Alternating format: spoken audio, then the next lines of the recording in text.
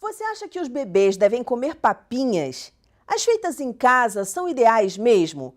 Com quantos meses um bebê pode começar a ingerir outros tipos de alimentos além do leite materno? Outra dúvida importante: como fazer as crianças adorarem frutas e legumes?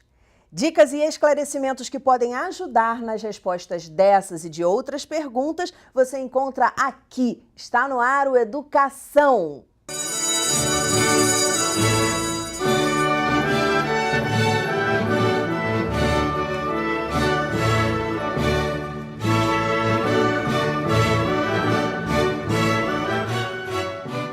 Minhas convidadas são a nutricionista, especialista em introdução alimentar participativa, que presta consultoria em escolas e atende gestantes e bebês, Michele Bento, a fonoaudióloga Adriana Fernandes, criadora do projeto Afetoterapia, e a zootecnista Suzana Fernandes, mãe da Ana Clara, de 1 ano e 7 meses, que come de tudo e sozinha.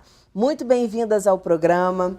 E a primeira pergunta é para Michele. Michele, com quantos meses um bebê pode começar a ingerir outros tipos de alimento além do leite materno? Então, hoje o recomendado pelo Ministério da Saúde, Sociedade Brasileira de Pediatria e diversos outros órgãos é que a gente só inicie a partir dos 6 meses. Então hoje a gente já tem bem claro que iniciar a introdução dos alimentos sólidos antes desse tempo não traz benefício, inclusive pode trazer alguns malefícios, como por exemplo o aumento do risco de desenvolver alergia alimentar. E muitas mães fazem isso, a Adriana vê isso no consultório. Muitas Chegam mães. lá já numa idade maior, mas falando para você, relatando isso para você. Sim, como eu atendo, sou especialista em linguagem, né, dentro da fonoaudiologia, eu sempre pergunto sobre alimentação, né? Sim. É sempre uma das questões da anamnese e tudo, do papo com as mães.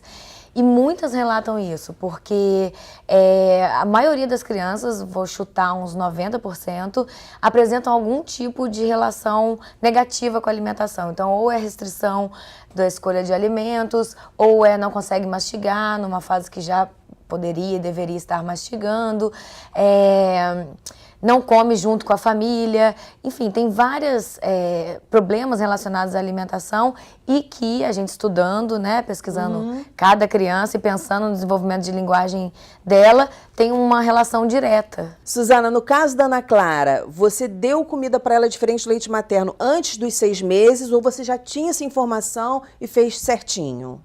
Sim, eu já tinha essa informação, porque minha irmã trabalha com desenvolvimento infantil, sempre me orientou da melhor forma. E aí, assim que ela fez 6 meses, eu já comecei a apresentar para ela, até o primeiro alimento que eu ofereci para ela foi a maçã.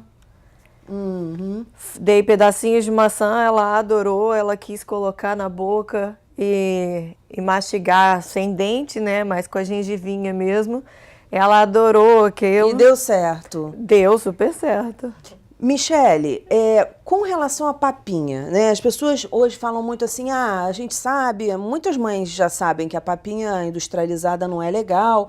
Não, mas a minha papinha é super saudável, eu faço em casa, todos os ingredientes são naturais. A papinha é legal, dá para criança ou não é uma coisa muito bacana? Então, a papinha como a gente conhece, que normalmente é aquela que os legumes são batidos junto com... Normalmente 2, 3 tipos de legume, uma folha, um carboidrato, mas aí no final você acaba cozinhando tudo junto e no final batendo no liquidificador e fica aquela pasta homogênea que tem uma cor e um único sabor. Então, essa papinha clássica, ela não é legal porque a gente acaba não fazendo nenhum estímulo para o conhecimento de cada um dos alimentos, né? Então, o que a gente recomenda hoje é que os alimentos sejam amassados, né, cozidos, amassados grosseiramente com garfo e separados, cada um no seu lugar no prato, né? Dessa maneira, na hora que o bebê vê aquele prato chegando e recebe aquele alimento, ele consegue ver claramente que existem cores diferentes. Quando ele recebe um de cada vez na boca, ele sente a textura e o sabor diferente de cada um deles e daí ele vai realmente formando o paladar, né? Ele vai percebendo qual o sabor que ele gosta mais, menos, como é que é aquela textura, como é que ele tem que mastigar aquela textura ou aquela outra, né? Porque, por exemplo, um inhame amassado, ele é bem diferente de um espinafre cozido e picado, né? E ele vai perceber que existem essas texturas diferentes e que ele vai ter que manipular aquele alimento na boca de uma maneira diferente. E o gosto, o visual, a mãe pode sempre nomear, é interessante, né? Se você está oferecendo inhame na colher naquele momento, você fala pro bebê, olha, vou te dar o inhame agora. E aí você vai fazendo toda aquela educação nutricional, né? É a cor, a textura, o sabor e o nome. Olha que legal. Aí, já começa aí o desenvolvimento da criança, né? Completo, né? Completo. E numa relação, você propiciando uma relação gostosa com a comida, né? Porque se alimentar é tudo na vida. Na hora que a gente acorda, na hora que a gente dorme, a gente está pensando em comida, a gente está comendo, tudo tem uma questão emocional também emocional, né? social, né? A gente vai, se a gente vai comemorar alguma coisa, não, sempre vamos tomar um negocinho, comida, comer alguma coisinha, né? Isso. Se a gente vai para uma reunião, vamos tomar um cafezinho e comer um biscoitinho, sempre a comida está envolvida, né? Isso é uma das coisas que eu sempre friso muito quando a gente está fazendo o processo de introdução alimentar, né? De entender que a introdução alimentar, ela não é um evento pontual, né? Não é naquele dia, a criança precisa comer, não importa o quê. A gente sempre tem que pensar no longo prazo. É o primeiro contato com o alimento que vai acompanhar aquela criança a vida toda. Então vamos fazer com que esse primeiro contato seja bom, agradável, né? Vamos criar uma relação legal com a comida, porque se você cria... Imagina a diferença, aquela criança que sempre pôde dizer o quanto que queria comer, o que queria comer, ninguém nunca forçou a criança a comer, sentava junto com os pais na mesa, né? Era um momento que todo mundo conversava. Olha que relação legal que aquela criança tem, ela entende o contexto social da alimentação e ela tem prazer naquele ato. Aí do outro lado tem aquela criança que a mãe aceita pouco, a mãe se desespera, tem que comer a qualquer custo, coloca a colher, alguém fica atrás fazendo graça, a criança abre a boca e coloca a colher sem perceber. Já estou imaginando a cena. Tem choro na refeição, né? Então você já cria, desde o primeiro momento você já cria uma relação com a comida. Mas aí o pessoal que está em casa assistindo, não pode pensar assim, Michele, mas se for assim, meu filho só vai querer comer batata frita, porque ela está falando ali que quando a criança não quiser comer, não tem que comer. Não, tem que comer sim, não sei. E aí, Michele? Porque eu já sei que o pessoal está pensando isso aí, muita gente pensando isso aí. E aí a criança vai querer comer batata frita se ela for apresentada para batata frita, né? Se ela não sabe que é batata frita, por que ela vai querer comer? Entendeu? Então, assim, você vai dar... O papel do adulto nesse sentido é dar oportunidade e oferecer uma alimentação de qualidade.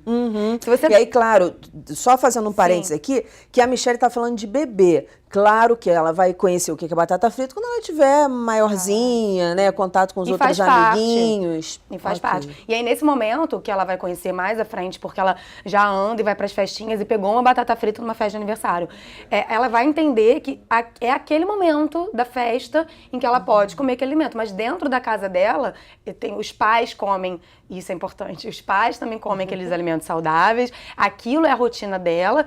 E legal, eu gosto da batata frita, mas eu sei que na minha casa não é assim. E eu criei uma boa relação com aquele alimento que é saudável, então eu tenho prazer em comer aquilo também. Antes de você explicar melhor o que é a introdução alimentar, por exemplo, tem gente que tem essa dúvida, né? Eu já ouvi gente falar isso. Não, o bebê tem que mamar até os 6 meses. Depois dos 6 meses, fica a critério da mãe, porque já não faz aquele efeito que fazia antes.